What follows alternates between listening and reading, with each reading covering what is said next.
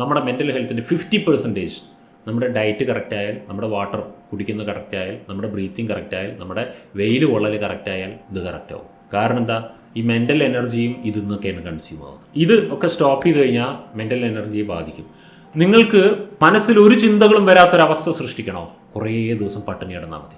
അത് മനസ്സെന്ന് പറഞ്ഞാൽ അദൃശ്യമായൊരു ലോകമൊന്നുമല്ല. ഈ ശരീരത്തിൽ പ്രവർത്തിക്കുന്ന ആകെ മൊത്ത ഊർജ്ജത്തിൻ്റെ മൈന്യൂട്ടായ ഭാഗത്തെ നമ്മൾ വിളിക്കുന്നു.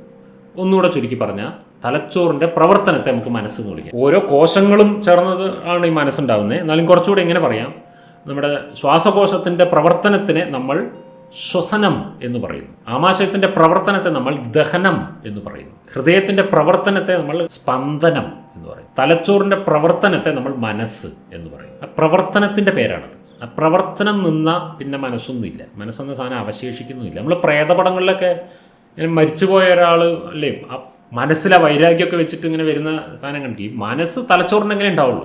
തലച്ചോറില്ലാതെ എങ്ങനെ മനസ്സുണ്ടാവുക?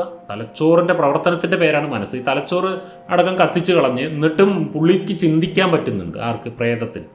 ചിന്തിക്കണമെങ്കിൽ തലച്ചോറ് വേണം. അപ്പോൾ അതൊക്കെ കഥകളിൽ മാത്രം സാധ്യമാകുന്ന ഒരു സാധനമാണ്. അല്ലാതെ റിയലി മസ്തിഷ്കമില്ലെങ്കിൽ മനസ്സില്ല.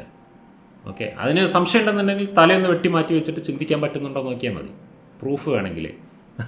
മനസ്സ് ഓക്കെ ആവണമെന്നുണ്ടെങ്കിൽ നല്ലൊരു ബോഡി കീപ്പ് ചെയ്യുക എന്നുള്ളതാണ് അതിൻ്റെ ഒന്നാമത്തെ റൂള്. നല്ല റൊട്ടീൻസ് കീപ്പ് ചെയ്യുക, എനർജി ബേസ്ഡ് ആയിട്ട് ഫുഡ് കഴിക്കാൻ ശ്രമിക്കുക, നല്ല ബ്രീത്തിങ് ചെയ്യുന്നുണ്ടെന്ന് ഉറപ്പുവരുത്തുക, എയറോബിക് എക്സർസൈസ് ചെയ്യുന്നുണ്ടെന്ന് ഉറപ്പുവരുത്തുക, നല്ല വെയിലൊക്കെ എല്ലാ ദിവസവും കുറച്ച് ഏൽക്കുന്നുണ്ടെന്ന് ഉറപ്പുവരുത്തുക, വെള്ളം നല്ല മര്യാദയ്ക്ക് കുടിക്കേണ്ടെന്ന് ഉറപ്പുവരുത്തുക.